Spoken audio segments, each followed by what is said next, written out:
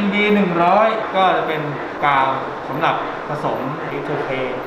สำหรับ2ขั้นตอน ND 100ก็จะขวดใหญ่หน่อยนะครับส่วนใหญ่ก็จะใช้จำนวนเยอะนะทำการเอาหยอดครับก่อนเอาหยอดทุกครั้งอย่าลืมเซตศูนย์นะครับเซตศูนย์ครับนี่ 83.5 กรัมหยอดเลยครับ10นะครับ60 70ใกล้แล้วครับ 3.4 โอ้โหนี่ครับเพื่อนๆครับ 83.5 เป๊ะเลยครับนี่ครับทำการกวนส่วนผสมนะครับแม่สีต่างๆพร้อมกาวให้เข้ากันนะครับนี่ครับเห็นไหมครับลองยกดูนะครับผมจะขออนุญาตเป็นอย่างนี้เพราะว่าบางทีแม่สีมันไปติดอยู่กับคอนะครับอย่างนี้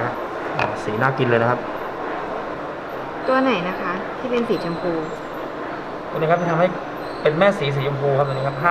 506แต่ว่าเขาใส่ที่เดียวนะครับ 0.3 กรัมเท่านั้นแต่2ตัวนี้ก็เป็นตัวที่ผสมเข้าไปนะครับเป็นแม่สีอาจจะออกขาวๆนะครับก็จะมีเม็ดบอลอยู่ในสีด้วยเดี๋ยวเราก็จะทำการนะครับเอาไปป้ายกับแผ่นที่เราเตรียมครับกับสีที่เราผสมกับสีกับเพจที่เราเลือกว่าเราโอเคไหมเราพอใจไหมบางทีเราอาจจะ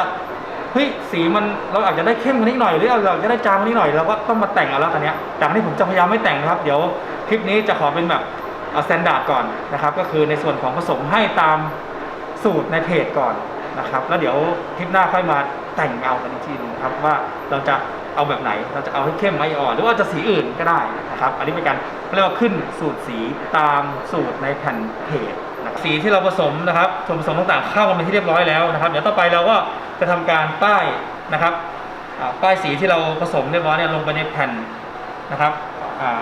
ป้ายสีนะครับอันนี้ไม่ใช่สายร้ายป้ายสีนะครับอันนี้เป็นแผ่นครับป้ายสีเสร็จแล้วเราจะไปอบนะครับแล้วจะมาเทียบกับแผ่นเพจอีกทีหนึ่งนะครับว่าตรงกันไหมซึ่งเมื่อกี้ผมหยอดนะครับแม่สีเกินไปนะครับ2แม่สีเราจะมาดูกันนะครับว่ามันจะโอเคไหมแต่คิดว่าไม่น่าจะแตกต่างกันมากนะครับเพราะผมหยอดเข้าไปนะครับชดเชยกัน2สีเท่ากัน